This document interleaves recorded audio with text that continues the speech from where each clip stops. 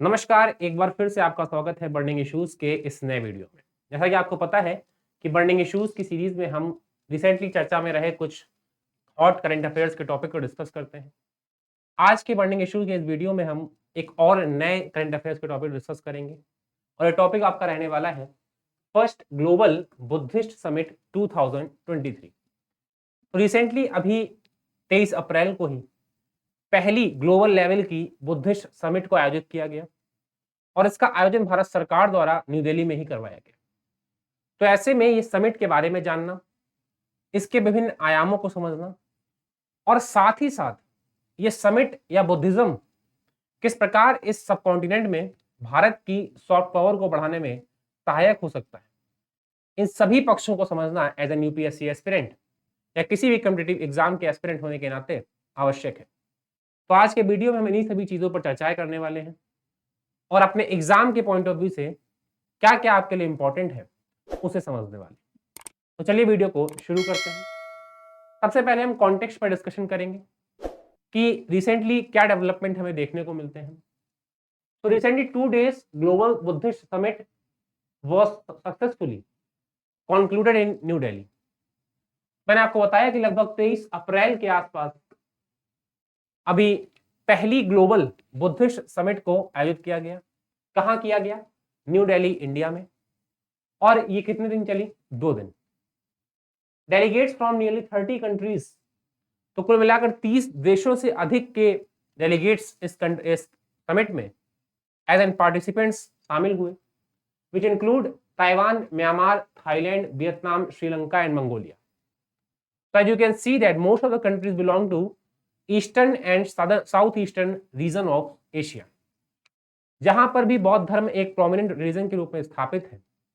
लगभग सभी उन देशों ने इस समिट में अपने डेलीगेट्स को भेजा और उन्होंने पार्टिसिपेशन किया।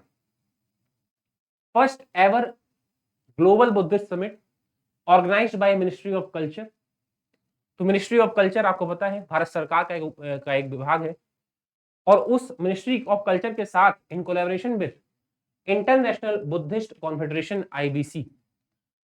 तो ये आईबीसी क्या है इसे हम आगे और समझेंगे। फिलहाल इतना समझिए कि ministry of culture, Indian government और इस आईबीसी इंटरनेशनल बुद्धिस्ट कॉन्फेडरेशन ने मिलकर के इस समिट का आयोजन करवाया और ये 2 दिवसीय समिट का आयोजन अभी इसी वर्ष अप्रैल में हुआ है। Adoption of the new Delhi declaration, तो इस समिट के में अंतिम रूप से एक डिक्लेरेशन को अडॉप्ट किया गया। जनरली होता भी है जब एक समिट आयोजित होती है ग्लोबल लेवल पर, तो डिक्लेरेशन को अडॉप्ट किया जाता है और जनरली जिस प्लेस पर वो समिट होती है कंक्लूड, उसी के नाम से डिक्लेरेशन का नाम भी रख दिया जाता है। तो ये आपकी हो गई न्यू दिल्ली डिक्लेरेशन। तो ये सभी चीजें आपको जानना आवश्यक है, एग्जाम में इनसे क्वेश्चन आ सकते हैं।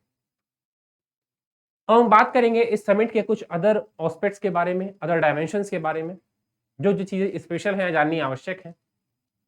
The focus of the global Buddhist summit, तो पूरा ओवरऑल अगर फोकस को देखा जाए क्या फोकस में रहा इस समिट में, was on the modes of disseminating and internalizing universal values and finding ways to work together.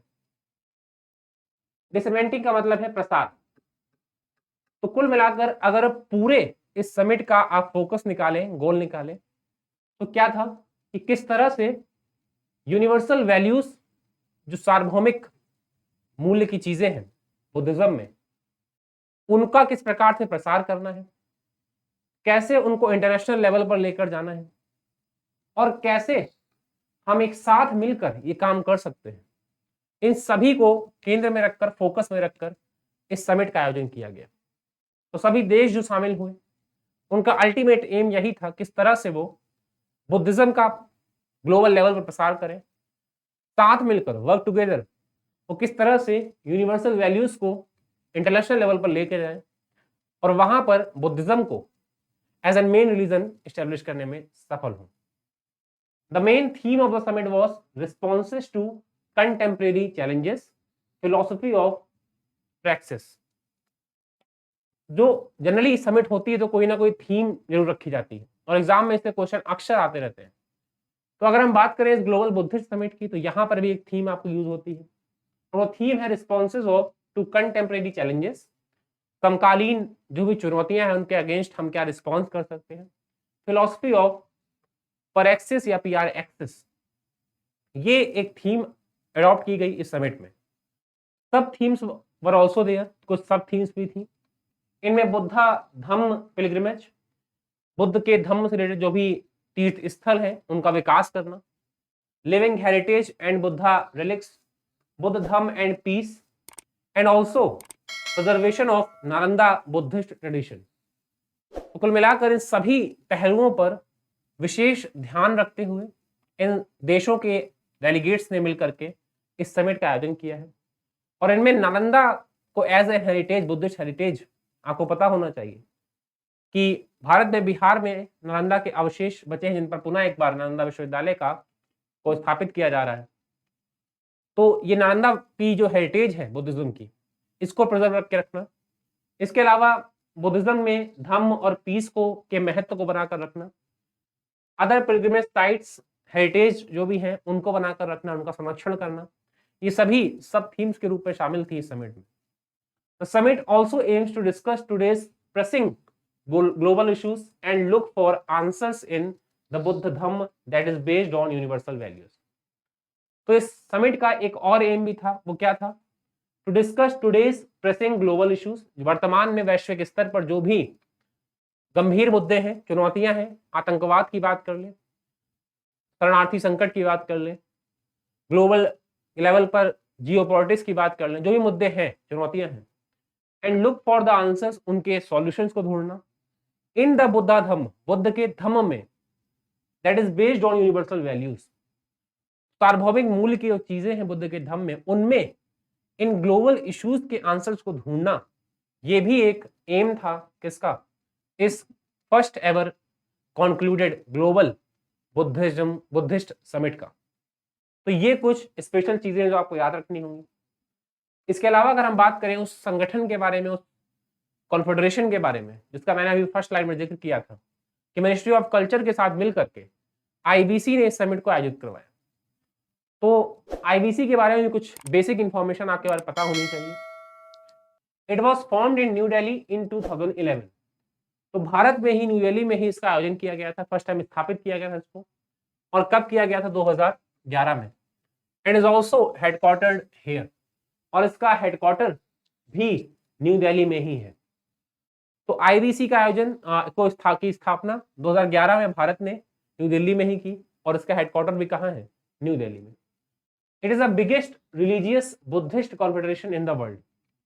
Other confederation भी एग्जिस्ट करते हैं वर्ल्ड में, लेकिन ये जो कॉन्फेडरेशन है, संघ है, ये अब तक का विश्व का बुद्धिज्म का सबसे बड़ा संघ है। कौन सा? आईबीसी। कब एस्टेब्लिश हुआ? 2011, राइट। इसके अलावा एक जो इंपॉर्टेंट चीज आपसे पूछी जाती है कभी कभी एग्जाम में कि किसी पर्टिकुलर ऑर्गेनाइजेशन का स्लोगन क्या है, तो आप इसके देख भी सकते हैं पिक में, collective wisdom United voice. Collective wisdom United voice, ये इसका स्लोगन है। अमूमन एग्जाम में पूछ सकता है आपसे ये चीजें। Now we will talk about the goals of IBC. इस आईबीसी को 2011 में एस्टेब्लिश करने के क्या क्या अल्टीमेट गोल्स थे, क्यों इसको एस्टेब्लिश किया? To create a role for Buddhism on the global stage.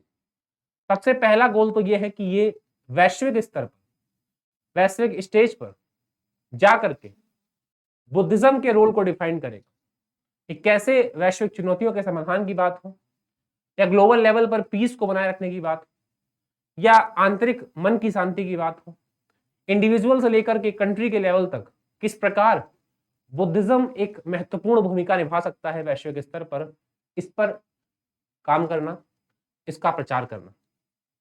To preserve heritage, share knowledge and promote values. जो भी बुद्ध से जुड़े हुए स्थल हैं, महत्वपूर्ण रूप से भारत में ही स्थित है, उनको प्रिजर्व करके रखना। शेयर नॉलेज, बुद्ध के ज्ञान को और ज्यादा प्रसारित करना। एंड टू प्रमोट वैल्यूज, जो भी वैल्यूज है बुद्धिज्म की, उनको प्रमोट करना। To represent a united front for the Buddhism to participate in the current global happening.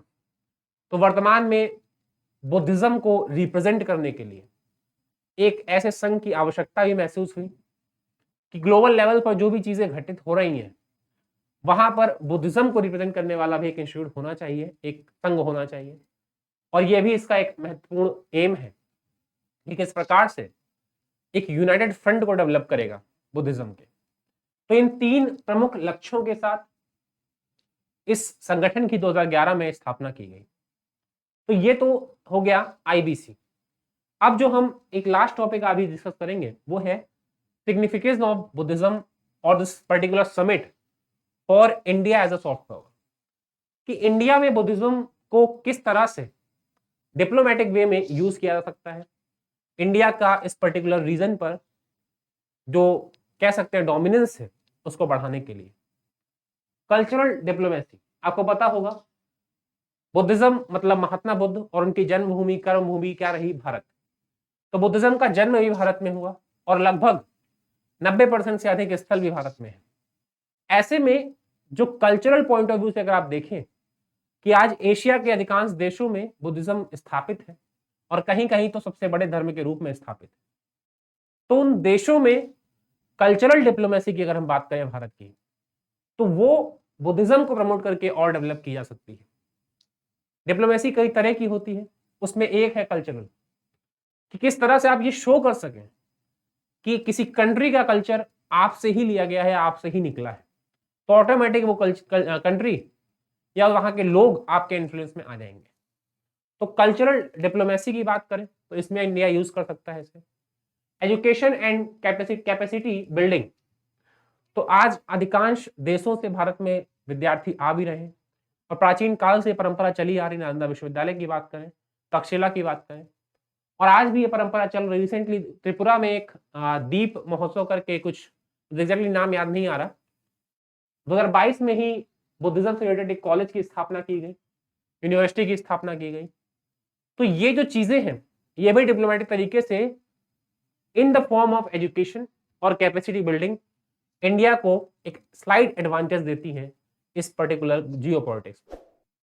Ties with east and south east Asia, मैंने आपको बताया कि चाइना की बात कर लें, आप मंगोलिया की बात कर लें, और इसके अलावा अगर आप कोरिया से लेकर के दक्षिण एशिया में जाएंगे, साउथ ईस्ट एशिया में, तो लगभग अधिकांश देशों में आपको बौद्ध धर्म स्थापित होता हुआ दिखाई पड़े।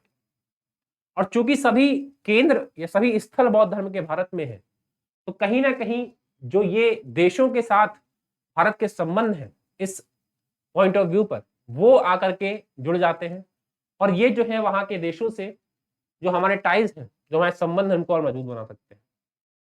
रिलेशनशिप विद चाइना, इन सभी देशों में अगर बात करें तो चाइना जो है वो एकमात्र ऐसा देश है जो भारत को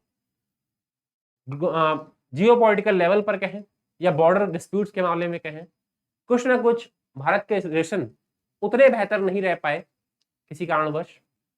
इन्हें सुधारने में या इन्हें बेहतर बनाने में ये ग्लोबल समिट की बात करी जाए या बुद्धिज्म की बात की जाए, ये भारत के लिए एक महत्वपूर्ण सहायता सिद्ध हो सकती है, सहायक हो सकता है।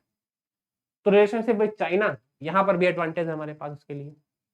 टूरिज्म, नो डाउट, बुद्धिस्ट जितने भी साइट्स हैं, पिलग्रिमेज साइट्स हैं, उन सभी पर लगभग हर साल एक बड़ी संख्या में इन पर्टिकुलर कंट्रीज से बुद्धिज्म को मानने वाले या कभी कभी वेस्टर्न कंट्रीज से भी बहुत बड़ा अमाउंट है पॉपुलेशन का जो आता है टूरिज्म के रूप में इंडिया में।